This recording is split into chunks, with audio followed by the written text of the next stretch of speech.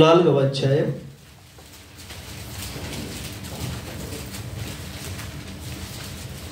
1-2 వచనాలు చదువుకుందాం. ఈలాగున క్రీస్తు సేవకులమనియు దేవుని మర్మముల విషయములో గృహ నిర్వాహకులమనియు ప్రతి మనుషుడు మమ్మను భావింపవలెను. మరియు గృహ నిర్వాహకులలో ప్రతివాడును నమ్మకమైన వాడై ఉండుట అవశ్యము. చిన్న ప్రార్థన చేసుకుందాం. ప్రేమ కలిగిన మా తండ్రి, కృపా కనికరం గల మా దేవా, మీకు వందనాలు. నువ్వు నమ్మదగిన దేవుడు, నీ సముఖానికి తీసుకొచ్చావు. ఇంతవరకు నిన్ను స్తుతించే భాగ్యం ఇచ్చావు, ఆరాధించుటకు భాగ్యమునిచ్చావు. నిన్ను ఆరాధిస్తుంటుండగా మా హృదయాల్ని, మా శరీరాల్ని, మా ఆత్మని మీరు స్పృశించి నీ ప్రసన్నతను అనుభవించడానికి, ఆ అనుభవంలో పశ్చాత్తాపడుతుంటే మమ్మల్ని ఆదరిస్తూ ఓదారుస్తూ ధైర్యపరిచిన దేవుడు, ఈ సమయంలో నీ జీవపు మాటలకు మేము అప్పగించుకుంటున్నాం.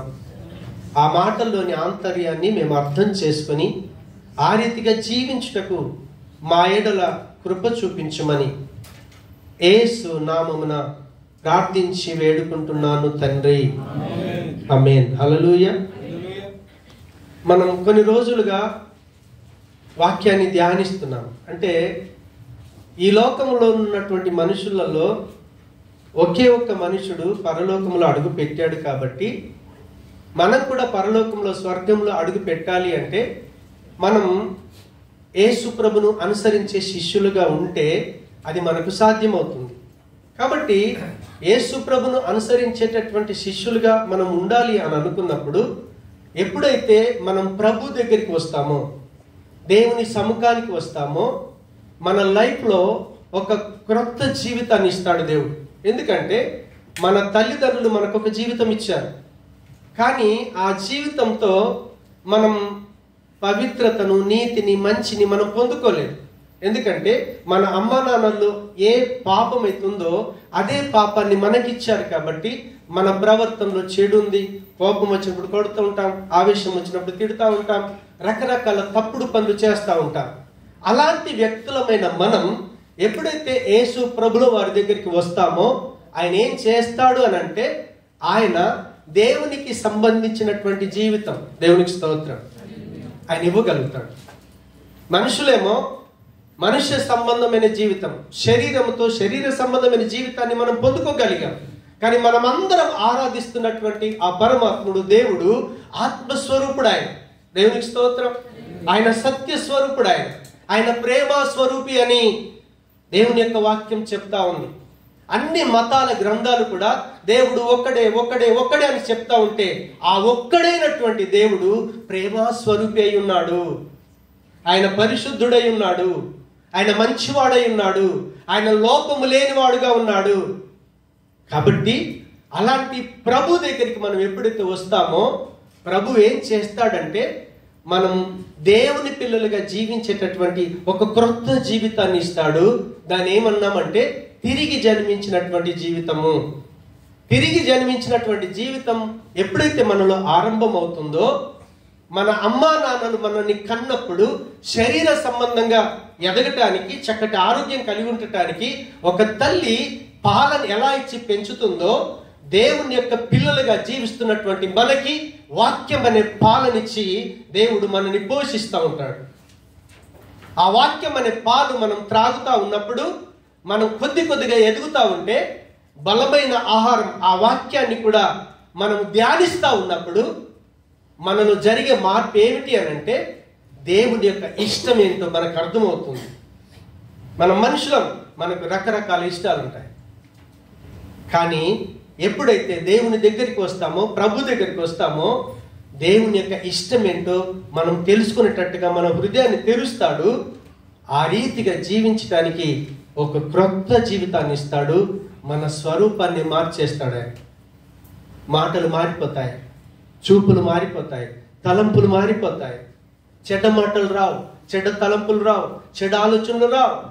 అలాంటి ఒక క్రొత్త జీవితాన్ని దేవుని పిల్లలకు ఇస్తాడు.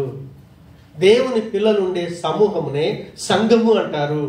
ఇక్కడున్న మనమందరం క్రీస్తును, ఆయనను విమోచకుడిగా, రక్షకుడిగా, ప్రభువుగా మనం మనస్ఫూర్తిగా అంగీకరించాం కాబట్టి ఆయన సిలువలో కాచిన రక్తం మన పాప జీవితాన్ని కడిగివేసి, మన అమ్మ నాన్నలు మనకి ఏ పాపాన్ని ఇచ్చారో, చెడునిచ్చారో దాన్నంతా కూడా తన రక్తం చేత కడిగి పవిత్రులుగా చేసి పరమాత్మని సంబంధమైన పిల్లలుగా జీవించడానికి ఈరోజు ఈ జీవితాన్ని ఇచ్చాడు దేవుడు మనకు. అందుకే మన జీవితాల్లో మార్పు వస్తుంది. మాట్లాడితే ప్రేమతో పలకరించగలుగుతాం, మాట్లాడితే మృదువైన మాటలతో పలకరించగలుగుతున్నాం. చెడు మాటలు రావు, చెడ్డ ఆలోచనలు రావు, చెడు తలంపులు ఉండవు. మన ప్రవర్తననే మారిపోతుంది. అలాంటి ఒక క్రొత్త జీవితాన్ని దేవుడు మనకిస్తాడు. అలాంటి క్రొత్త జీవితం ఎప్పుడైతే మనలో ఆరంభమవుతుందో అప్పుడు ఆ వ్యక్తులకు ఏం అర్థమవుతుంది అని అంటే, ఓహో మనమంతా ఒక కుటుంబం. ఇక్కడున్న వాళ్ళు ఒక కులానికి సంబంధించిన వారు కాదు, ఇక్కడున్న వాళ్ళు ఒక గ్రామానికి చెందిన వాళ్ళు కాదు, ఇక్కడున్న వాళ్ళు ఒక ప్రాంతానికి చెందిన వారు కాదు, ఇక్కడున్న వాళ్ళు ఒకే రంగుకు చెందిన వాళ్ళు కాదు. రంగులు వేరున్నాయి, రకరకాలుగా ఉన్నాం, పొట్టిగున్నాం, పొడుగున్నాం, తెల్లగున్నాం, నల్లగున్నాం, చదువున్న వాళ్ళం, చదువులేని వాళ్ళు ఉన్నాం. కానీ ఎప్పుడైతే తిరిగి జన్మించిన అనుభవంలోకి మనల్ని దేవుడు నడిపిస్తాడో అప్పుడు ఆ వ్యక్తికి ఇక్కడున్న వాళ్ళందరూ కూడా ఎవరో కాదు, నా సహోదర సహోదరీలు, నా సహోదరుడు. మనము కుటుంబం. ఎందుకంటే మనందరి తండ్రి ఒక్కడే. మనం ఆరాధిస్తున్న మన దేవుడు మన కుటుంబానికి తండ్రి. ఆయన దేవునికి స్తోత్రం. ఆయననే తండ్రి అని మనకి ఎప్పుడైతే అర్థమవుతుందో మనమంతా ఆయన పిల్లలమని అర్థమవుతుంది. ఎప్పుడైతే ఆయన పిల్లలమని అర్థమవుతుందో అప్పుడు ఆ ఇంట్లో పని చేయకుండా ఉండలేం. అంటే తిరిగి జన్మించినటువంటి అనుభవం కలిగినటువంటి ప్రతి వ్యక్తి ఆ ఇంట్లో తనేంటో ఎరగగలుగుతాడు, తనేం పని చేయాలో తను గ్రహించగలుగుతాడు. లేదంటే గ్రహించలే. సంఘానికి ఇలా వచ్చాను, వెళ్ళిపోతాం. ఒక బాధ్యత అప్పగిస్తే నేనే దొరికానని అనుకుంటా. పాస్టర్ గారికి పని లేదు, ఏంటి ఈ బాధ్యత నాకు ఇచ్చాడని సనుక్కుంటూ వెళ్తామే తప్ప దాన్ని ప్రేమతో చేయలేం. కాబట్టి ఇక్కడున్న మనమందరం ఒకే కుటుంబం అని మనకి ఎప్పుడైతే అర్థమవుతుందో అప్పుడు మనం ఏమన్నారో తెలుసా? గృహ నిర్వాహకులము. ఇంట్లో మనకు పని ఉంటుంది. పిల్లలకు పిల్లల పనులు ఉంటాయి, పెద్దవాళ్ళకు పెద్ద పనులు ఉంటాయి. తల్లికో పని ఉంటుంది, తండ్రికో పని ఉంటుంది, భార్యకో పని ఉంటుంది, భర్తకో పని ఉంటుంది. అసలు పని లేని మనుషులు ఇంట్లో ఉండనే ఉండరు. ఒకవేళ పని లేని మనుషులు ఉన్నారనుకోండి, ఆ కన్న తల్లిదండ్రులు ఏమంటారు తెలుసా? ఒరే నా కడుపును చెడబుట్టేవరా, ఎందుకు పుట్టేవరా నువ్వు? ఇలా మాటలు అనే వాళ్ళని చాలా మంది నేను విన్నాను, చూశాను. ఆ తల్లిదండ్రుల బాధ తట్టుకోలేక ఆ తల్లి నవమాసాలు మోసి పెంచి కని పెద్ద చేస్తున్నప్పుడు పెంచడానికి పాలు లేక, డబ్బాలు కొనలేక వాళ్ళు కష్టపడి పెంచారే. ఆ పెంచిన పెంపకంలో కుమారుడు కనుక చెప్పినట్టు వినకపోతే ఆ తల్లికున్న బాధ ఎంతో దాన్ని అనుభవించిన తల్లిదండ్రులకు మాత్రమే తెలుసు. ఆ ఇంట్లో పిల్లోడు పని చేయాలి, తన వయసుకు తగిన పనిని చేయగలుగుతాడు. అదే రీతిగా సంఘం అనే ఈ కుటుంబంలో మనమందరము పిల్లలమే అయితే ఆ పిల్లలు పని లేకుండా ఉండరు. దేవునికి స్తోత్రం. హల్లెలూయా. అందుకే అక్కడ అంటున్నాడు, మరియు గృహ నిర్వాహకులలో ప్రతి వాడును నమ్మకమైన వాడై ఉండుట అవశ్యము. అయితే ఆ గృహ నిర్వాహకులలో ఫస్ట్ తానని తీసుకుంటున్నాడు. 1వ వచనంలో ఏమంటున్నాడంటే, 1వ వచనం అదే నాలుగు, ఈలాగున క్రీస్తు సేవకులమనియు దేవుని మర్మముల విషయంలో గృహ నిర్వాహకులమనియు ప్రతి మనుషుడు మమ్మును భావింపవలెను. ఇది పౌలు చెప్తా ఉన్నాడు కొరింథీయులున్న సంఘస్థులకి. ఎందుకంటే సంఘములో ఉన్న విశ్వాసులు కూడా ఇక్కడ నిలబడ్డ సేవకులను బోధించే వాళ్ళను రకరకాలుగా భావించుకుంటారు. దేవునికి స్తోత్రం. అసలు సంఘంలో ఉన్న వ్యక్తికి, కుటుంబంలో ఉన్న వ్యక్తికి ఈయన నా తండ్రి అని తెలియకపోతే తండ్రికి లోబడలేడు, తండ్రికి తిరగబడతాం, తండ్రి చెప్పిన మాట వినలేం. కాబట్టి సంఘమున్న పిల్లలకు ఆ సేవకుడు నిజంగా ఆయన ఎవరై ఉన్నాడట, మేము సేవకులమనియు. చాలా మందికి అర్థం కాదు తండ్రి పోస్ట్ ఏంటో. తండ్రి చూడండి, పిల్లల్ని కన్నాక వాడికి మంచి చూడాలి, చెడు చూడాలి, అన్నీ చూడాలి. మనం పని చేయించుకోవటానికి పనులను పెట్టుకుంటాం కదా, ఒక విధంగా ఆ పిల్లలకి ఆ తండ్రి పనుడు అనమాట. సంఘంలో సేవ చేసే సేవకుడు ఈ పిల్లలకి ఒక సేవకుడు. మీ మంచి కొరకు, చెడు కొరకు ప్రయాసపడాలి. ఆ ప్రయాసాన్ని గుర్తించినప్పుడు ఈయన మా సేవకుడని గౌరవించాలి. లేకపోతే నీకు ఆ కుటుంబంలో ఏ సంబంధం లేదని అర్థం. తండ్రికి పిల్లోడికి రిలేషన్ ఉంటుందా? ఉండదా? 100% ఉంటుంది. ఈ దైవికమైన కుటుంబంలో కూడా ఉన్న విశ్వాసికి సేవకుడితో అలాంటి రిలేషన్షిప్ కావాలి. అలాంటి రిలేషన్షిప్ కావాలి అంటే విశ్వాసులకు ఏం అర్థం కావాలో తెలుసా? 3వ అధ్యాయం ఆఖరి వచనం షో చేయనా? మీరు క్రీస్తువారు, క్రీస్తు దేవుని వాడు. 3వ అధ్యాయంలో ఆఖరి వచనం. మొదటి కొరింథీ 3 ఆఖరి. మీరు క్రీస్తు వారు, క్రీస్తు దేవుని వాడు. ఈ మాట ఎందుకు చెప్తున్నాడంటే దీని ముంగట 22వ వచనంలో ఎక్స్ప్లెయిన్ చేస్తున్నాడు. ఏమని చెప్తున్నాడు? పౌలైనను, అపొల్లైనను, కెఫాయినను, లోకమైనను, జీవమైనను, మరణమైనను, ప్రస్తుతమందున్న ఉన్నవి ఏవైనను, రాబోవునైనను సమస్తమును మీవే. అంటే సంఘములున్న వాళ్ళ కొరకే. ఇప్పుడు చూడండి,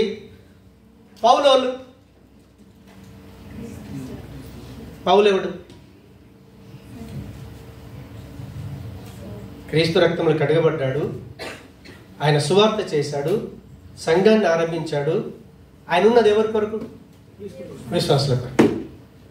ఓకే, పౌలే కావచ్చు, అపొల్లో కావచ్చు, కెఫా కావచ్చు, లోకమైనను, జీవమైనను, మరణమైనను, ప్రస్తుతమందున్నవి ఏవైనా సరే, రాబోవునవి అయినా సరే, సమస్తమును మీయే. ఇక్కడ నిలబడ్డోడు మీ కొరకే, సంఘ పెద్ద మీ కొరకే, సంఘంలో పరిచయం చేసే ప్రతి ఒక్కరు ఎవరి కొరకు? మీ కొరకే, మనందరి కొరకు. ఇది సంఘం దేవుంది. అందుకని ఆ మాట చెప్పి ఏమంటున్నాడంటే కింద వచనం ఇప్పుడు 23, మీరెవరి వాళ్ళు? మీరు ఇప్పుడు క్రైస్తవులను పిలువబడుతున్నారు కదా, ఆయనకు సంబంధించిన వాళ్ళు కదా. ఆయన ఎవరి వాడు? దేవుడు. ఆయననే దేవుడు, ఆయన దేవునికి సంబంధించిన వాడు. సంఘం దేవుంది. దేవునికి స్తోత్రం. ఇప్పుడు ఆ సంఘంలో పరిచయం చేస్తున్నటువంటి ఆ సేవకుని మీరు సేవకుడు అని గుర్తించకపోతే ఆయన మీ వాడు కాదు. ఆయన వల్ల మీకే ప్రయోజనం దొరకదు. ఆయన వల్ల మీకు ప్రయోజనం దొరకాలి అంటే ఫస్ట్ సంఘంలో ఉన్న విశ్వాసులు ఏం చేయాలంటే సేవకుని సేవకుడిగా గుర్తించాలి. నేను ఇక్కడ నిలబడ్డది మీ కొరకే. మీకు ఏం మాట చెప్పాలి, ఏ వాక్యం చెప్పాలి, ఎప్పుడు వెళ్ళినప్పుడు కనిపిస్తే, ఏదైనా రాంగ్ అనిపిస్తే నేనేం చేయాలి? ఖచ్చితంగా మిమ్మల్ని హెచ్చరించాలి. అంతే. మీలో పొరపాటు కనిపించినప్పుడు నేను నిజంగా తండ్రిని అయితే మిమ్మల్ని హెచ్చరించాలి. అంతే. అవసరమైతే కొట్టాలి. ఎందుకో తెలుసా? శిక్షింపని కుమారుడు బుద్ధిమంతుడు కాడు. గద్దింపును అసహించుకునేవాడు మూర్ఖుడు, పశుప్రాయుడని వాక్యం సెలవిస్తాం. మనం పశుప్రాయులమే కాకపోతే గద్దింపుని ఇష్టపడతాం. నువ్వు ఇలా ఉండాలి, నువ్వు ఇలా చేయి, ఇది చదువు, ఇలా ప్రవర్తించని సేవకుడు చెప్పినప్పుడు ఎప్పుడు లోబడతాడంటే, ఓహో ఈయనను ఏర్పాటు చేసింది దేవుడు నా కొరకే, హల్లెలూయా. ఇక్కడ ఉన్న ప్రతి ఒక్కడు తన గురించి చెప్పుకోవటానికి లే, నా గురించి నేను గొప్పలు చెప్పుకోవటానికి దేవుడు ఇక్కడ నిలబెట్టలే. నేను మీరు అనుకున్నంత గొప్పని కాదు, అందరికంటే గొప్పవాడు దేవుడు. ఆ దేవుడి గురించి, ఆ దేవుడు ఎందుకొరకు ఈ మనిషిగా ఈ లోకానికి వచ్చాడు, ఆయన ఎందుకొరకు పుట్టాడు, ఎందుకొరకు పెరిగాడు, ఎందుకొరకు చనిపోయాడు, ఎందుకొరకు మరణం జయించి లేచాడని ఆయన జనన మరణ పునరుత్థానాలని ఇక్కడి నుంచి ప్రకటించాలి. అది సేవకుడి బాధ్యత. కాకమ్మ కథలు చెప్పటానికి లే, కట్టుకథలు చెప్పటానికి లే. వాక్యాన్ని ఉన్నదున్నట్టుగా, క్రీస్తును ఉన్నదున్నట్టుగా ఇక్కడి నుంచి ప్రకటిస్తున్నప్పుడు మీకు జ్ఞానం ఉంటే, మీరు గ్రహిస్తే ఈయన దేవుని గురించే చెప్తున్నాడు, తన గురించి చెప్పుకోవట్లేదని మీరు అప్పుడు ఏం చేస్తారో తెలుసా? సేవకునిగా గుర్తిస్తారు. లేదంటే మీరు గుర్తించలేరు. మీరు నిజంగా సేవకునిగా గుర్తించాలంటే మీరు వెళ్ళి వాక్యం చదవాలి, బైబిల్ చదవాలి. ప్రతి ఒక్క క్రైస్తవుడికి ఆది కాండం నుంచి ప్రకటన దాకా ప్రతి పుస్తకం పరిచయమై ఉండాలి. ఏ గ్రంథంలో ఏం చెప్పాడో తెలియదు మీకు. మనం ఏం చేస్తాం? లక్కీ డ్రా ఇలా ఓపెన్ చేస్తే ఇలా ఏమొచ్చింది అదే చదువుతాం మనం. చాలా మంది అలాగే చేస్తారు. బైబిల్ పడుకుంటప్పుడు ఇట్టుకుని ఉండాలి అంతే. అది లేకపోతే నిద్ర రాదు. ఎందుకంటే దయ్యం వస్తుంది. మళ్ళీ తెలంగాణ ఒరే బాబు, చర్చిలో ఉన్న దయ్యం వస్తుంది. చాలా మంది చర్చిలకు వెళ్తే దయ్యం రాదనుకుంటారు. ఇక్కడ కూడా దయ్యం ఉంటుంది. దేవుడు చెప్పే మాటలు అది వింటా ఉంటుంది. ప్రూఫ్ ఏంటో తెలుసా? యోబుకు దయ్యం ఎక్కడి నుంచి వచ్చింది? ఎక్కడి నుంచి వచ్చింది? దేవుడు పరలోకంలో దయ్యం ఈ భూమి మీద ఉండటం ఆశ్చర్యమే కాదు. మన మధ్యనే మన పక్కన కూర్చుంటాడు వాడు. హల్లెలూయా. వాడు ఏం చెప్తాడు తెలుసా? మరే నిద్రపోరా అంటాడు. ఒక నిద్రపోతాడు, ఆడు ఎత్తుకుపోతాడు. వాక్యం ఉండదు. ఈరోజు ఏం వాక్యం చెప్పామంటాడు చెప్పడు. కానీ 10 రోజుల కింద సంవత్సరాన్ని తిట్టు చెప్పండి చెప్పేస్తాడు. రీజన్ అదే. పక్కన సాతాను గడు కూర్చుంటాడు. దేవుడి మాటలు బుర్రలోకి ఎక్కకూడదు. ఎక్కితే వీడు బాగవుతాడు, ఎక్కితే వీడు దేవుని బిడ్డ అవుతాడు. కాబట్టి ప్రభు అయిన క్రీస్తు దగ్గరికి వస్తే దేవుని సంబంధమైన జీవితాన్ని మనకిచ్చి దేవుని బిడ్డగా జీవించే జీవితాన్ని ఇస్తాడు. ఇది దేవుని కుటుంబం అని అర్థమయ్యేటట్టుగా జ్ఞానాన్ని ఇస్తాడు. వాడు కుటుంబాన్ని వదిలి వెళ్ళలేడు. దేవునికి స్తోత్రం. తల్లిదండ్రులు కొన్నిసార్లు పిల్లల్ని శిక్షిస్తే వాళ్ళు అలిగి పారిపోతారు. వాడు మళ్ళీ తిరిగి వస్తాడు ఇంటికి. అదే ఇంటికి వస్తాడు, వాడు ఇంకో ఇంటికి వెళ్ళడు. ఇక్కడ అయ్యగారు తిట్టాడు కదా, ఈ సంఘం ఇంకో సంఘం అంటే వాడికి ఏం లేదని అర్థం? తిరిగి జన్మించిన అనుభవం లేదని అర్థం. ఆ జన్మ అనుభవం ఉంటే తిట్టినా కొట్టినా అదే తండ్రి, అదే సహవాసం. దేవునికి స్తోత్రం. హల్లెలూయా. అందుకే పౌలు అంటున్నాడు, మేము క్రీస్తు సేవకులమని మీరు గుర్తించాలి. ఇదంతా ఎవడబ్బ సొమ్ముక? సంఘం జేమ్స్ పాస్టర్ది కా. సంఘం కొరకు ప్రాణం పెట్టింది క్రీస్తు. ఆయన రక్తంలో కడగబడ్డాం. ఆయన సొత్తైన ప్రజలం. ఆ సొత్తైన ప్రజల్లో నేను ఒక్కని. కానీ నాకు బాధ్యతను దేవుడు ఇచ్చాడు. మీకే బాధ్యత ఇచ్చాడు మీకు తెలుసుకోవాలి. దేవునికి స్తోత్రం. అందుకే ఆ 2వ వచనం ఏమంటాడంటే 1 కొరింథీ 4:2 మరియు గృహ నిర్వాహకులలో ప్రతి వాడును నమ్మకమైన వాడై ఉండుట అవశ్యము. నమ్మకమైనోడు కావాలి. ఎందుకు నమ్మకమైనోడు కావాలి చెప్తారా మీరు? ఈ ఇంట్లో ఉన్న ప్రతి వ్యక్తి, అంటే ఈ సంఘంలో ఉన్న ప్రతి వ్యక్తి నమ్మకమైనోడే ఉండాలి. ఎందుకొరకు నమ్మకమైన వాడు ఉండాలి చెప్పరా? సరే, మీరు మీ ఇంట్లో నమ్మకమైన వారు ఉంటే ఏం చెప్తారు?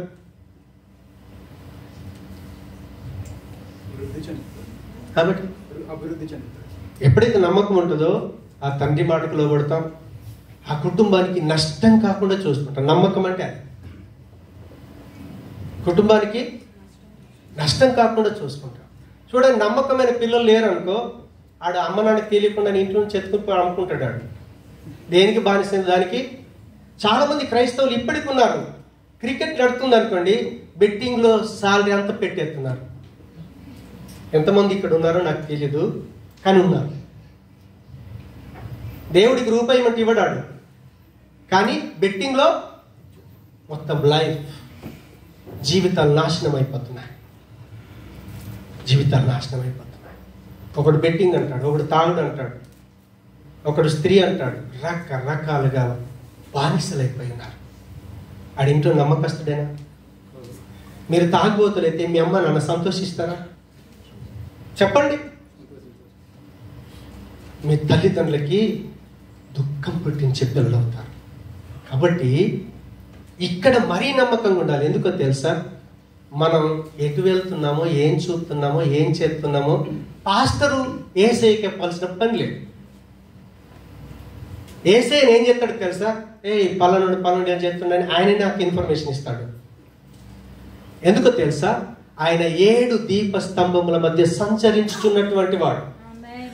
ప్రతి సంఘంలో ఆయన ఉంటాడు. ఆయన ఆ సంఘంలో నిలబడుతున్న సేవకుడికి పలానా క్యాండిడేట్ ఇలా ఉన్నాడు, ఈరోజు ఈ మెసేజ్ ఇవ్వు అంటాడు ఆయన.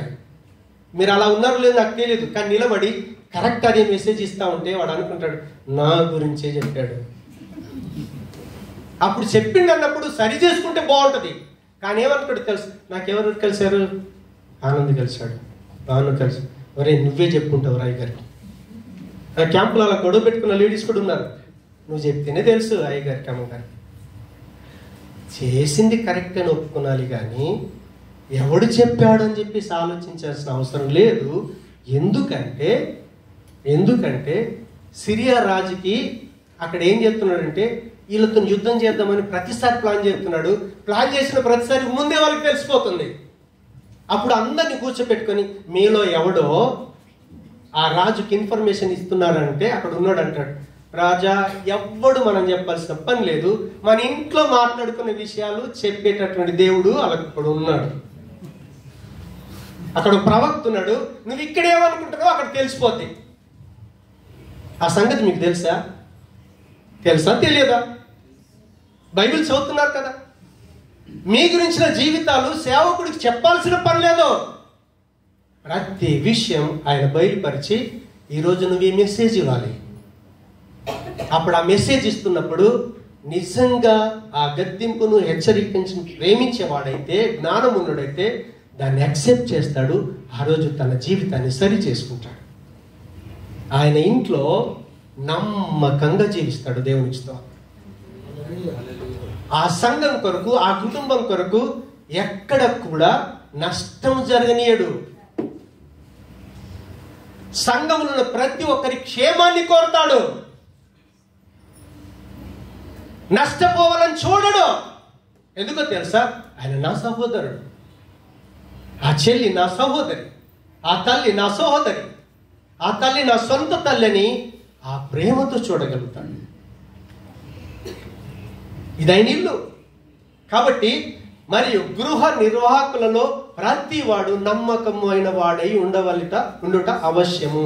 ఇప్పుడు ఈ సంఘంలో మీకు బాధ్యత ఇచ్చాను అనుకోండి, అమ్మ అక్కడ నిలబడు, వచ్చిన కూర్చోబెట్టన్నాను అనుకో. ఈరోజు తను రాకపోతే ఏం చేస్తుందో తెలుసా? ఈరోజు నేను వెళ్ళట్లేదు, వెంటనే నాకు అప్పగించిన బాధ్యత పలానాలకు అప్పగించి నేను వస్తాను కాబట్టి అక్కడ నువ్వు నిలబడాలి. వెంటనే రెండోది ఏం చేస్తాడు తెలుసా? ప్రసాద్ ఉన్నాడు, అయ్యగారు నేను ఈరోజు రావట్లేదు, డ్యూటీ వేశారు. ఆ సౌండ్ సిస్టమ్ మెయింటైన్ చేసే వాళ్ళు ఆయన ఏం చేయాలి తెలుసా? నేను రావట్లేదు, ఆ మెయింటైన్ చేయడానికి ఒకరికి నేర్పి నేను ఈరోజు రావట్లేదు, నువ్వు చూసుకోవాలి. కీబోర్డ్ కొడుతున్నాడు, ఈరోజు రావట్లేదు అనుకో, ఇంకొక కీబోర్డ్ వాయించమని తయారు చేయాలి. వాడు తయారు చేసి నేను రానప్పుడు నువ్వు కొట్టాలి. అప్పుడు పని ఆగుద్దా? అది నాది అనుకోకపోతే, ఆ నమ్మకమే నీకు లేకపోతే ఈరోజు వచ్చేది రాంది ఇప్పుడు ఇన్ఫర్మేషన్ ఉండదు. ఇది ఎవరిల్లు? Pastor James పాస్టర్దా? నేను మీలాంటివన్నీ. కాకపోతే ఆ సంఘానికి కాపరి పరిచర్య చేసే ధర్మాన్ని దేవుడు నాకు అప్పగించాడు, దాన్ని నేను నమ్మకంగా చేయాలి. మీకే బాధ్యత ఇచ్చాడు? అందుకే నేను అంటే అక్కడి నుంచి వస్తున్నాను, నాని అక్కడ తీసుకొని రా. వాళ్ళకి తెలియదు, వాళ్ళని పలకరించు. ఆ బాధ్యత నీకు ఇచ్చాడు దేవుడు. ఎందుకంటే ఆయన నిన్ను ప్రేమిస్తున్నాడు. దాని ప్రతిఫలం ఇచ్చేది ఆయన. మీరు చేసిన ప్రతి క్రియకు, ప్రతి పనికి ప్రతిఫలం జేమ్స్ పాస్టర్ ఇవ్వడు. ఎవరిస్తారు? నీకు నాకు తండ్రి అయినోడు ఇస్తాడు. నా పని నేను నమ్మకం చేశాను అనుకో, అప్పుడు నేను కూడా అప్పుడు అంటాడు, నేనేమంటాను తెలుసా, నాకు అప్పగించిన బాధ్యతను నేను నమ్మకంగా నిర్వర్తించాను, ఇక నాకు ముందట నీతి కిరీటం ఉన్నదని నేను చెప్పగలుగుతాను. మీరు చెప్పగలుగుతారా? ఎప్పుడు చెప్పగలుగుతారో తెలుసా? నీకు అప్పగించిన పనిలో నువ్వు నమ్మకంగా ఉండాలి. ఇది నీ ఇల్లు, ఎవరిదో కాదు. ఇక్కడ కులానికి సంబంధం లేదు, మతానికి సంబంధం లేదు. నువ్వు హిందువా, ముస్లిమా, ఇంకెవరా, నో ప్రాబ్లం. నువ్వు దేవుని బిడ్డవు. నువ్వు నల్లగున్నావా, బొట్టుకున్నావా, చదువు ఉందా లేదా, ఉద్యోగం ఉందా లేదా, ఆయనకు సంబంధం లేదు. మనం ఆయన పిల్లలం. మనం ఆయన పిల్లలం అని తెలిస్తే మీరు ఎటువంటి వాళ్ళనైనా పలకరించకుండా వెళ్ళలేరు. బయటికి వెళ్తాం కదా, బాగున్నావా అన్నయ్య, బాగున్నావా తమ్ముడు, బాగున్నావా ఏంటి అని నువ్వు పలకరించకుండా వెళ్ళలేవు. వెళ్ళినావు అని అంటే ఇంక నీ లైఫ్ ఏంటో నువ్వు అర్థం చేసుకో. నీకు అర్థం కాదు ఇది ఒక కుటుంబం అని. ఇది దైవికమైన కుటుంబం. దేవునికి స్తోత్రం. దేవుడు నీకు ఏ తలాంతు ఇచ్చాడో ప్రతి తలాంతు, ప్రతి వరం ఎక్కడి నుంచి వస్తుందో తెలుసా? ఒకసారి యాకోబు పత్రిక 1:17 వచ్చింది త్వరగా. శ్రేష్టమైన ప్రతి ఈవియు, సంపూర్ణమైన ప్రతి వరమును, శ్రేష్టమైన ప్రతి ఇవియు, సంపూర్ణమైన ప్రతి వరమును పర సంబంధమైనది జ్యోతిర్మయుడకు తండ్రి యొద్ద నుండి వచ్చును. ఇక్కడ ఆగాలి. దేవునికి స్తోత్రం. బైబిల్ ఏముంది? ఆత్మదేవుడు వరాలను ఇస్తాడని ఉంది. అవునా కాదు? చాలా మందికి దేవుడు ఒక్కడే. మీరు బాగా గమనించాలి. ఆయన వ్యక్తిత్వాలు 3. తండ్రిగా బాధ్యత ఉంది, కుమారుడిగా ఉంది, పరిశుద్ధాత్ముడిగా ఉంది. ప్రతి వరం, ఏ వరం ఇయ్యాలన్నా తండ్రి దగ్గర నుంచే రావాలి. ఓకేనా? ఇప్పుడు దేవుడు నాకు వరం ఇచ్చాడు అనుకోండి, ఎక్కడి నుంచి వస్తుంది? తండ్రి దగ్గర నుంచి వస్తుంది. కానీ ఆ వరాన్ని నువ్వు కలిగి ఉన్నావని నీకు బయలుపరిచేది, ఆ సామర్థ్యం ఇచ్చేది ఎవరు? పరిశుద్ధాత్మదేవుడు. మరి యేసుప్రభు ఏం చేస్తున్నాడు? దేవుని యొక్క ప్రతి వాగ్దానం, ప్రతి వరం కూడా మనలో నెరవేరాలంటే క్రీస్తులోనే నెరవేరుతుంది. ప్రతి వాగ్దానం క్రీస్తులో అవునన్నట్టుంది. తండ్రి పనిచేస్తాడు, కుమారుడు పనిచేస్తాడు, పరిశుద్ధాత్మ దేవుడు పనిచేస్తాడు. దేవుడు ఒక్కడే. ఆ పరిశుద్ధాత్ముడే లేడని అనుకోండి, అసలు నువ్వు క్రైస్తవుడివే కాదు, అసలు నీకు క్రీస్తే తెలియదు. ఎందుకో తెలుసా? క్రీస్తుని గురించి నీకు బోధించేది ఎవరు? పాపివి నువ్వు అని చెప్పి ఒప్పించేది ఎవరు? నువ్వు నీతిమంతుడు కాదని చెప్పేది ఎవరు? నువ్వు చచ్చిపోతే రేపు నరకం వెళ్తావని ఒప్పించేది ఎవరు? పరిశుద్ధాత్మ దేవుడే. 2000 సంవత్సరాల క్రితం మనందరి కొరకు ప్రభు ఈ లోకానికి వచ్చాడు. మన అమ్మ నాన్న మనకు శరీర సంబంధమైన జీవితం ఇస్తే వాళ్ళు ఇచ్చిన పాపాన్ని బట్టి చెడు పనులు చేసుకుంటా నరకానికి వెళ్లాల్సి ఉంటే, నరకానికి మనం ఎవ్వరం వెళ్ళకూడదని యేసు ప్రభుల వారి లోకానికి వచ్చి మన పాపం అంతా ఆయన సిలువలో వేసుకొని మన పాపం విషయంలో చచ్చిపోయాడు ఆయన. అందుకే ఆయన చావును ప్రపంచం ఏమందో తెలుసా? శుభ శుక్రవారం, గుడ్ ఫ్రైడే. ఆయన చచ్చిపోయింది మనల్ని దేవుని పిల్లలుగా చేయటానికి. మీ అమ్మ నాన్న ఇచ్చిన జీవితం దేవుడి మాటల ప్రకారంగా జీవించడానికి సహాయం చేయదు, సహకరించదు. కానీ క్రీస్తు దగ్గరికి వస్తే మీకు ప్రాణాత్మ శరీరం ఇచ్చిన ఏకైక దేవుడు ఉన్నాడే, ఆ దేవుని సంబంధమైన పిల్లలుగా జీవించడానికి క్రీస్తు వచ్చి కార్యం చేశాడు. ఆయన చావు మనకు శుభం. సచ్చినోడు సమాధిలో లే, ఆయన దేవుడని సజీవుడిగా లేచి నిలబడ్డాడు. కాబట్టి ఆ క్రీస్తును ఎప్పుడైతే మనం హృదయపూర్వకంగా స్వీకరిస్తామో మనము దేవుని పిల్లలం అవుతాం, దేవుని కుటుంబంలో కట్టబడతాం. ఇక్కడున్న మనందరికీ రకరకాల టాలెంట్ ఇచ్చాడు దేవుడు. మీకు ఒక కన్ను లేదనుకోండి, ఎలా ఉంటుంది?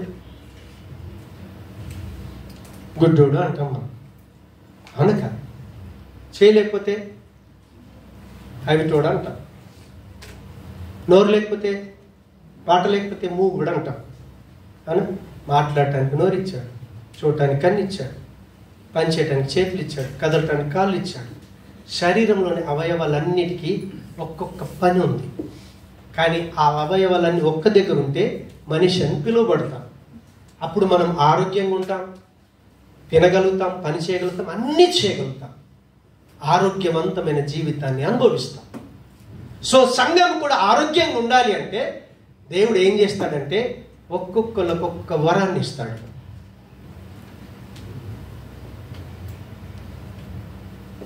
ఆ వరం అక్కడ పని చేయాలి. చేయి ఇచ్చింది. ఈ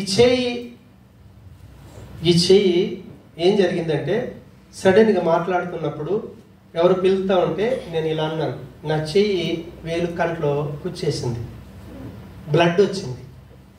ఇప్పుడు ఆ కన్ను చేయిని బాధ పెట్టేసి నువ్వు బాడీలో ఉండొద్దు అని అన్నది అనుకోండి, వెళ్ళిపోద్దా చెయ్యి? వెళ్ళిపోద్దు. అవునా? శరీరం అంతా కన్నే ఉంది అనుకోండి, ఎట్లుంటుంది? మీరు ఊహించుకోండి ఒకసారి. అవునా? శరీరం అంతా ముక్కే ఉంది అనుకోండి, మీరు ఎక్స్పెక్ట్ చేయండి, జస్ట్ ఊహించుకోండి. నడుచుద్దా? నడవదు. కన్ను ఉండాలి, ముక్కు ఉండాలి, చెవులు ఉండాలి, ఏం జరుగుతుందో చూడాలి, ఏం జరుగుతుందో వినాలి. అవునా? మనం పని చేయడానికి వెళ్ళాలి, అన్నీ చేయాలంటే శరీరంలోని అవయవాలన్నీ పని చేయాలి. అదే రీతిగా సంఘం అనే ఈ కుటుంబం ఆరోగ్యంగా ఉండాలంటే దేవుడు ఏం చేశాడో తెలుసా? ఒక్కొక్కరికి విభజించి ఒక్కొక్క వరాన్ని ఇచ్చాడు. ఇప్పుడు కన్ను బాధపడ్డదని చేయి ఇక్కడికి వెళ్ళిపోయి ఇంకొక శరీరంతో అతుకుంటుందా? అతుకుంటుందా? అమ్మ నీ చేయి ఇంకో దగ్గరికి వెళ్ళిపోద్దా? అది నీ దగ్గరనే పనిచేయాలి. కాబట్టి పరిశుద్ధాత్మ అనుభవంలోకి వస్తే, తిరిగి జన్మించిన అనుభవంలోకి వస్తే, ఇది నా కుటుంబం, నేను ఇక్కడనే పని చేయాలి, అర్థమైపోతుంది. కాబట్టి తిరిగి జన్మించిన అనుభవంలో ఉన్నప్పుడు మనం సేవకుడు అని అర్థమైపోతుంది. ఇక్కడ ఉన్న వాళ్ళందరి లోపల దేవుడు నాకేమి ఇచ్చాడు, ఈ ఇంట్లో ఏ వరం ఇచ్చాడు. హల్లెలూయా, హల్లెలూయా. ఆ వరంతో పాటు దేవుడు శక్తిని ఇస్తాడు. అందుకే ఆయన శక్తిని అడగాలి. ప్రభు నాకు ఆత్మవరాలు కావాలి. దేవునికి స్తోత్రం. ఆత్మవరాలు 9 రకాలు, 3 రకాలు ఉంటాయి, 9 వరాలు ఉన్నాయి. మొట్టమొదటిది గ్రహించే వరాలు అంటారు. బుద్ధివాక్యం ఉంటే కళ్ళలు పడతాయి, జ్ఞానవాక్యం ఉంటే దాన్ని కట్టుకుంటాడు. బుద్ధివాక్యం, జ్ఞానవాక్యం ఆత్మల వివేచన వరం దేవుడు ఒకరికి ఇస్తాడు, ఇచ్చినప్పుడు వాడాలి. తర్వాత భాషను మాట్లాడే వరం ఇస్తాడు, భాషలకు అర్థం చెప్పే వరం ఇస్తాడు. నీ మనసులో ఏమనుకుంటున్నావో, నీ ఏ బాధతో వచ్చావో దాన్ని ప్రవచించే వరం ఇస్తాడు. అవి స్వరవరాలు అంటారు. శక్తి వరాలు అంటే దేవుడి పని జరగాలి, మనుషులకు శక్తి కావాలి, అప్పుడు విశ్వాసం అనే వరం ఇస్తాడు. అద్భుతాలు చేసే శక్తిని ఇస్తాడు, స్వస్థపరచు వరాలు ఇస్తాడు. నువ్వు చేతుంచి ప్రార్థన చేస్తే బాగా అయిపోతారు. ఆ ఇంట్లో ఇన్ని రకాల పరిచర్య జరగాలి. లేకపోతే ఒక వ్యక్తి క్రీస్తు స్వారూప్యములోకి రాడు. మీరు ఎఫెసీ పత్రిక ఇంటికి వెళ్ళిన తర్వాత దయచేసి చదువుకోండి.